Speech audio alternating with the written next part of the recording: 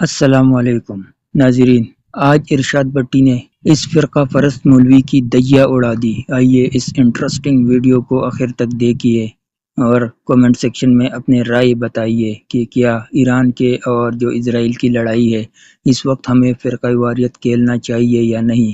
تو اپنے رائے comment section میں لکھیں، اور اگر ابھی تک چینل سبسکرائب نہیں کیا تو وہ بھی کر لیں۔ ویڈیو آخر تک ضرور دیکھیے، آپ کی سپورٹ کی سخت ضرورت ہے۔ آپ کو کہ کبھی نواز بھی میں شریف کا یہ حامی حق نہیں دوں گا کہ آپ ممبر رسول پر بیٹھ کے کسی کو چوڑا، کتے سے بدتر، خبیث، ملعون جو بندہ صحابی کو گالی دے گا میں اس سے بھی زیادہ سخت الفاظ دوں گا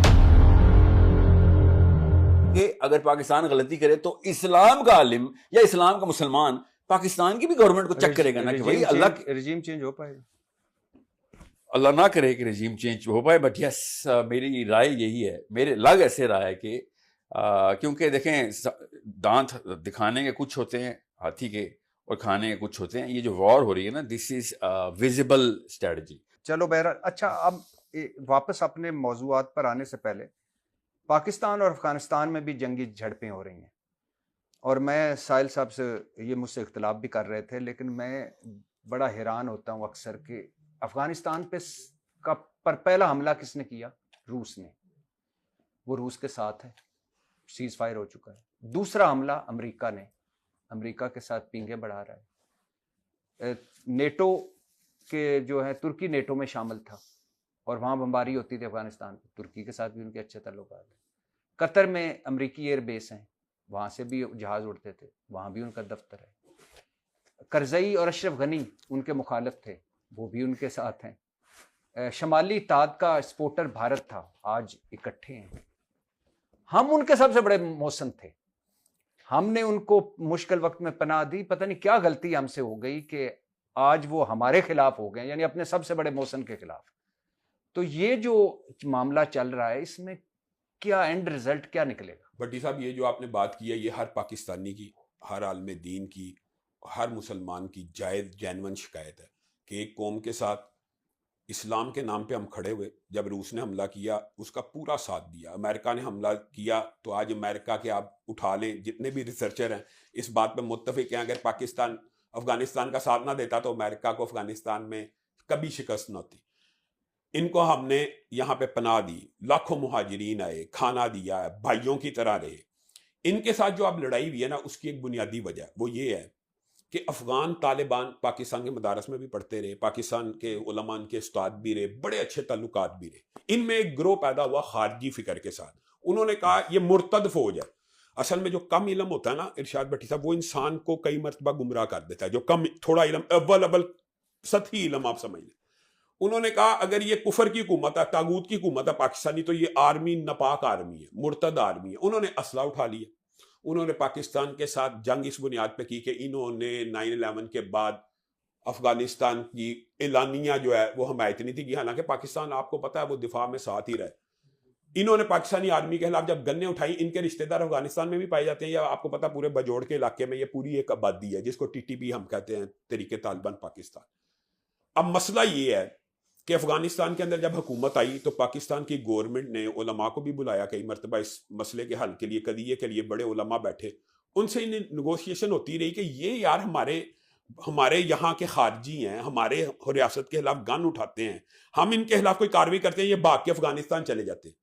ناظرین، یہاں رک کر ایک لمحے کے لیے سوچئے۔ جب میں یہ پوری بحث سن رہا تھا تو میرے ذہن میں ایک بہت بڑا سوال ابھرا۔ ایک طرف وہ قوت ہے جس نے ہمارے قبلہ اول پر قبضہ کر رکھا ہے اور جو مظلوم فلسطینیوں پر انسانیت سوز مظالم ڈھانے میں حد سے گزر چکی ہے، جس کی دشمنی تاریخ اور کتابوں سے ثابت ہے، اور دوسری طرف ایران ہے جو جیسا بھی ہے کم از کم لا الہ الا اللہ کا اقرار تو کرتا ہے۔ لیکن مجھے دکھ اس بات کا ہوتا ہے کہ ہمارے یہ مذہبی پیشوا، یہ مولوی حضرات جتنا زور ایران کی خامیاں نکالنے میں لگاتے ہیں، کاش اس کا آدھا زور بھی دشمن کے خلاف امت کو متحد کرنے میں لگاتے۔ یہ کیسی منطق ہے کہ آپ کو غاصب صہیونی ریاست کا خطرہ نظر نہیں آتا، لیکن ایران کی ہر حرکت میں سازش نظر آتی ہے؟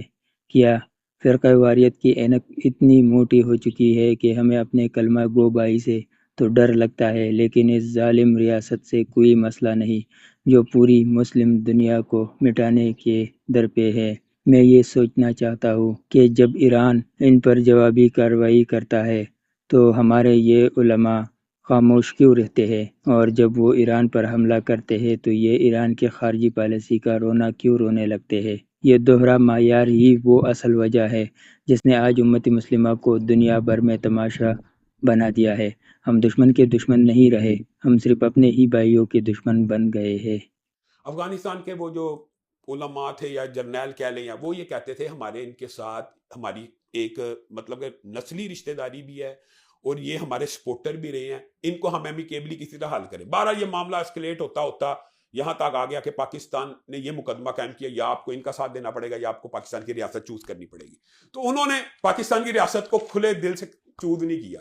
اصل لڑائی کی وجہ یہی ہے۔ آج بھی ہم افغانستان کے علماء سے یہی مطالبہ کرتے ہیں، آپ ہمارے بھائی ہیں، آپ ہمارے بھائی ہیں، اور آپ کے ساتھ ہم ایک عرصہ ایک محبت اور پیار کے رشتے میں رہے ہیں، اور آپ کو پتہ ہے کہ وہ اکثر ان میں سے دیوبند اور حنفی ہیں، یعنی ان کی تو پاکستان میں جڑیں بہت گہری ہیں۔ پاکستان میں بھی اس خطے کی آبادی دیوبندی ہے اور حنفی ہے، تو ہمارا تو آپ کا وہاں پہ نظریاتی اور عقیدے کا اختلاف بھی نہیں ہے وہاں کے لوگوں کے ساتھ۔ تو اللہ کے لیے یہ لڑائی بند ہونی چاہیے۔ ہم تو آج بھی ان سے مطالبہ کرتے ہیں کہ پاکستان کے جو جائز مطالبات ہے سیکورٹی، ہر پاکستان کا یہی مطالبہ نا وہاں سے دہشت گرد نہ آئے۔ ایک مطالبہ، ہاں صرف آپ کی ایک، یہی میں آپ کے سامنے رکھ، ایک مطالبہ کہ آپ کی سرزمین ہمارے خلاف استعمال نہ۔ اور اگر مثال کے طور پہ میں ساحل بھائی، آپ مجھے پتہ ہے اس پہ آپ کے پوائنٹ آف ویو کا تھوڑا بہت، لیکن اگر فار ایگزامپل ادھر ٹی ٹی پی نما کوئی جماعت ہوتی، وہ افغانستان پر حملہ آور ہوتی ہر چوتھے دن، ہاں جی یہ بات ہے، تو کیا وہ ہم سے یہ مطالبہ نہ کرتے کہ یار آپ تو ہمارے مسلم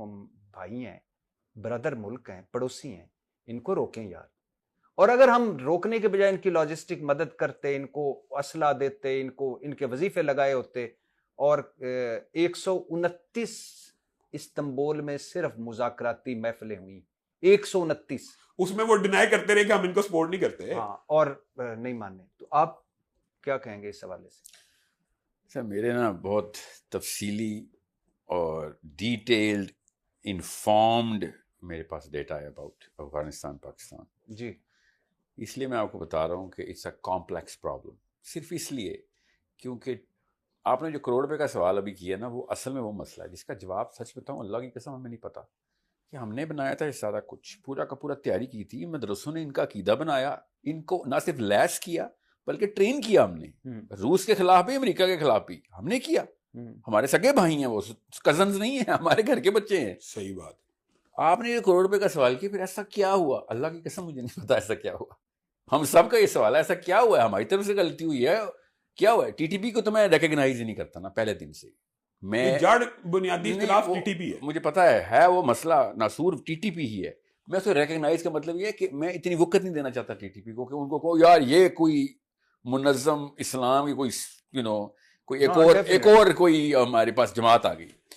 میری جب ان کے ساتھ بات چیت تھی، وہ بھی اس وقت ٹی ٹی پی کو ناسوری کہتے تھے کہ ہماری پورے موومنٹ کو خراب کرنے اور بیڈ نیم دینے والے یہ لوگ ہیں، مگر کیا کریں، کمپلیکس نہیں ہوتا، ہمیں نہیں پتا ان میں سے ٹی ٹی پی کو نا، ہمارے قبیلے کا ایک بچہ ادھر ہے تو ایک بچہ ادھر ہے، بیوی اس کی شادی ادھر بہن کی ہوئی بھی ہے، اس کا بھائی ادھر رہتا ہے، اس طریقے سے یہ مسائل ہے۔ اس طرح کے کمپلیکس ایشوز کو آپ ایسے نہیں کہتے اور ٹی ٹی پی نکال دو، ایسے نہیں ہو سکتا۔ میں آپ کے دو بیٹوں میں سے بٹا سٹا ہوا ایک اور فیملی کو ایک بہن نکال دوں، پوری دونوں فیملیز ڈسٹرب ہوتی ہیں۔ ایک تو ہوتا کہ نہیں ہوتا، پتا ہے ایک تو ہو سکتا ہے نا کہ ہم ان کے خلاف استعمال نہ ہو، وہ ہمارے خلاف اور استعمال۔ سر ایسا کاش کہ آپ سوچیں ذرا، پاکستان آرمی کو ڈیورنٹ لائن کے اوپر فینسنگ کیوں کرنی پڑی؟ پاکستان آرمی کے حافظ منیر صاحب کو، عاصم منیر صاحب کو آرمی کے اندر بھی ایک ری ایلوکیشن آف کنٹرول کرنا پڑا ہے، کیونکہ پاکستان آرمی حالانکہ طالبان نہیں ہے، پشتون نہیں ہے، خالی پنجابی بھی ہیں، سندھی بھی ہیں، بلوچی بھی ہیں، مگر جب نیچے گراؤنڈ فورس تک بات جاتی ہے نا تو بڑے لیکیجز آتے ہیں، ادھر بہت لیکیجز ہیں۔ انہوں نے آ کے ری انفورسمنٹ مطلب ری اسٹیبلشمنٹ آف کنٹرول کیا، بیکاز صدرن کمانڈ کے آپ کو بھی پتہ ہے کیا مسائل تھے، یہ اس ڈھکے چھپے نہیں ہے، یہ لیڈرشپ کے نیچرل نارمل مسائل ہوتے ہیں، یار ایک ایک چیز دیکھنی پڑتی ہے پھر جا کے کہاں لیکیجز ہیں۔ آپ یہ سمجھ رہے ہیں کہ پاکستان آرمی جیسی منظم دنیا کی ٹاپ انتظامی اسٹیبلشمنٹ ہے پاکستان، اس لیول کے اوپر آتی ہے، اتنا کنٹرول ہے، اس کے باوجود ہمارے لیکیجز ہوتے ہیں گراؤنڈ کے اوپر، ان پیسیجز کے اندر سے، سپاہی لیول کے اوپر، چوکی لیول کے اوپر، پھر کمانڈر لیول کے اوپر، اور آپ سمجھ رہے ہیں وہ خاندان، اور وہ بھی قبیلہ پرست خاندان، جو کہ اپنے امیر المومنین کو بھی مار دے گا قبیلے کے پیچھے، کیونکہ ولایت کا کانسیپٹ ہے ادھر، وہاں پہ رشتہ داری ہے، ادھر غیرت لگی ہوئی ہے، اسلام سائڈ پہ، سب کچھ قبیلہ. آپ ایسے موقع کے اوپر یہ نہیں ایکسپیکٹ کر سکتے کہ سر آپ بھی کوئی بٹن دبا دینا ٹی ٹی پی ختم ہو جائے. ایسے نہیں ہوگا. یہ کمپلیکس پرابلم ہے. مگر اصولی طور کے اوپر سب چیزیں ایک طرف، انڈیا سے الائنس، اسرائیل اور انڈیا کا پیکٹ، باقی سارا کچھ ایک طرف. سر آپ ٹی ٹی پی ہوتے، میں کہتا ہوں امام کعبہ ہوتے، بھیا آپ نے یہ کیا 2 نمبری کر دی؟ نیتن یاہو آپ کے نکارے بجائے، مودی سے جا کے آپ ملیں اور اس کے بعد آپ ایکسپیکٹ کریں کہ مسلمانوں کی سمپتھی بھی آپ کے پاس ہوگی. ایسے نہیں ہوگا. یہ تو ٹی ٹی پی چھوٹی سی پرابلم لا گئی ہے، یہ بہت بڑی پرابلم ہے. ناظرین، اس طویل اور فکر انگیز گفتگو کو سننے کے بعد چند ایسے سوالات کھڑے ہوتے ہیں جن کا جواب ڈھونڈنا آج کی امتی مسلمہ کے لیے ناگزیر ہو چکا ہے. اس پوڈ کاسٹ میں ہم نے دیکھا کہ ایک طرف سائل ادیم صاحب ہے جو اسلام کو ایک عالمی طاقت اور سائنسی ترقی کے تناظر میں دیکھتے ہیں، تو دوسری طرف علامہ ہشام الہی ظہیر صاحب ہے جو روایتی مذہبی اور فرقہ وارانہ حدود کے اندر رہ کر بات کرتے ہیں. لیکن سب سے اہم نقطہ جو اس گفتگو میں ابھرا وہ ایران اور اسرائیل کے حوالے سے مذہبی طبقے کا رویہ ہے. علامہ صاحب نے بڑی تفصیل سے ایران کی خارجہ پالیسی پر تنقید کی اور یہ سوال اٹھایا کہ ایران کا رخ اسرائیل کے بجائے قطر، بحرین اور سعودی عرب جیسے مسلمان ممالک کی طرف کیوں ہوتا ہے. یہاں سے ایک تکلیف دہ حقیقت سامنے آتی ہے کہ آج ہمارے علماء کی ترجیحات میں فرقہ وارانہ کشمکش عالمی دشمن سے زیادہ اہمیت اختیار کر گئی ہے. سوال یہ پیدا ہوتا ہے کہ کیا ایران کی مخالفت میں ہم اتنے آگے بڑھ جائیں گے کہ لاشعوری طور پر اسرائیل کے ایجنڈے کو تقویت پہنچائے. ویڈیو میں بار بار ایران کے پراکسی وار کا ذکر تو ہوا. یہ حقیقت نہیں، جب غزہ میں بچے تڑپ رہے ہیں تو ایران کم از کم وہ واحد ریاست ہے جو کھل کر مزاحمت کا نام لے رہے ہیں. جب ہمارے مولوی حضرات ایران پر تنقید کرتے ہوئے اسے اسرائیل سے بڑا خطرہ ثابت کرنے کی کوشش کرتے ہیں تو عام مسلمان یہ سوچنے پر مجبور ہو جاتا ہے کہ کیا ہم اپنے ہی بھائیوں کے خلاف اتنے متعصب ہو چکے ہیں کہ ہمیں اسرائیل کی جارحیت کم اور ایران کی پالیسیاں زیادہ کھٹکتی ہے. حقیقت یہ ہے کہ اسرائیل کی مخالفت محض زبانی جمع خرچ بن چکی ہے. جب عملی قدم اٹھانے یا کسی مزاحمتی قوت کا ساتھ دینے کی بات آتی ہے تو مسلکی اختلافات اڑے آ جاتی ہے.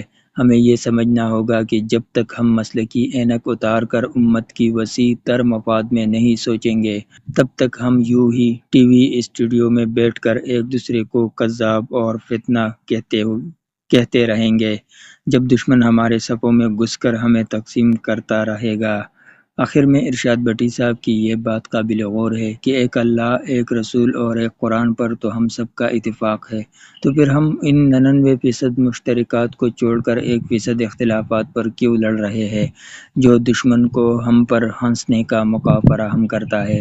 اب وقت آ گیا ہے کہ ہم دشمن کی پہچان درست کریں اور فرقہ واریت کی آگ سے نکل کر اسلام کو ایک متحد نظام کے طور پر دیکھیں. یہ تھی آج کی ویڈیو. آپ اپنے رائے کومنٹ سیکشن میں لکھیے، ہمیں بتائیے کہ آپ کو کون سی بات اچھی لگی ہے، اور اگر ابھی تک چینل سبسکرائب نہیں کیا تو وہ بھی کر لیں. آپ سب کی محبتوں کا بہت بہت شکریہ.